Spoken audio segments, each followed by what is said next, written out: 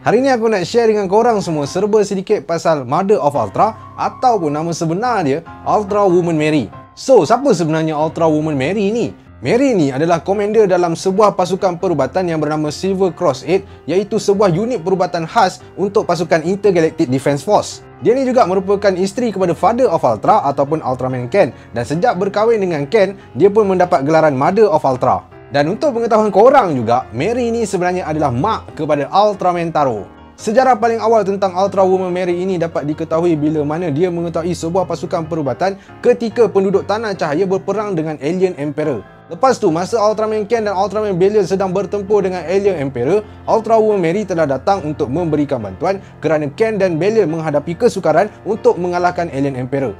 Mary pun datang dan bagi Ultimate Blade kepada Ultraman Ken dan kemudian Ken berjaya mengalahkan Alien Emperor. Selepas beberapa ketika lepas peperangan menentang Alien Emperor, Ultraman Ken pun berkahwinlah dengan Ultra Woman Mary. Sebelum adanya Ultraman Taro, Ken dan juga Mary telah mengambil Ultraman Ace sebagai anak angkat diorang. Sebabnya Ultraman Ace ni adalah anak yatim piatu. Mak dan ayah dia telah dibunuh, dan disebabkan mak dan ayah Ultraman Ace ni adalah kawan baik kepada Ken dan juga Mary, maka Ace pun diambil sebagai anak angkat. Selepas itu, Ultra Woman Mary pun terlibat dalam pertempuran dengan Belial yang ketika itu sudah pun menjadi jahat. Dia pada masa tu cuba untuk membantu Ultraman Zofi yang masih lagi muda, tapi kedua-duanya berjaya ditewaskan oleh Belial.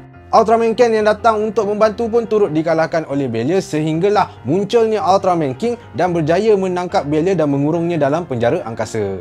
Ultra Woman Mary ni telah muncul dalam beberapa siri Ultraman dan juga movie Ultraman, dan dia ni memainkan peranan yang sangat penting. Dalam siri Ultraman Taro, seorang lelaki yang merupakan ahli pasukan pertahanan bumi bernama Kotaro telah dibawa oleh Ultraman, Zofi, Seven, Ace dan juga Jack untuk bertemu dengan Mother of Ultra iaitu Ultra Woman Mary.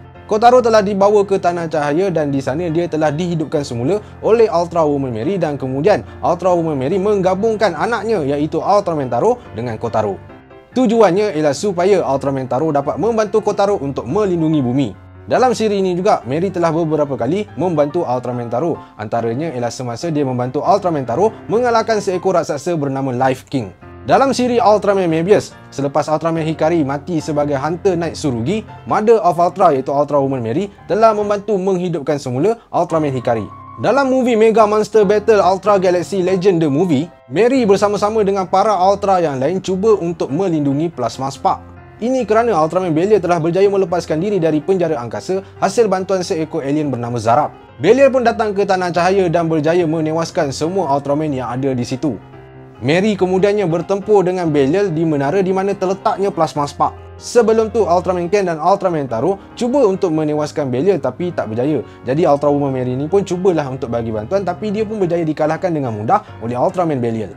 Belial kemudiannya berjaya merampas Plasma Spark dan menyebabkan semua penduduk di Tanah Cahaya membeku. Okey, ada satu trivia khas pasal Ultra Woman Mary ni. Kalau korang nak tahu, dalam siri Ultraman Taro, orang yang pakai suit Ultra Woman Mary tu sebenarnya adalah seorang lelaki, tapi nama dia tak dimasukkan dalam kredit. Ini kerana Suburaya tak nak hancurkan harapan kanak-kanak kalau diorang dapat tahu orang yang pakai suit Ultra Woman Mary tu sebenarnya adalah seorang lelaki. Tapi sekali tu je lah yang orang lelaki pakai suit Ultra Woman Mary. Selepas tu, siri-siri yang selepas tu dipakai oleh pelakon perempuan sahaja.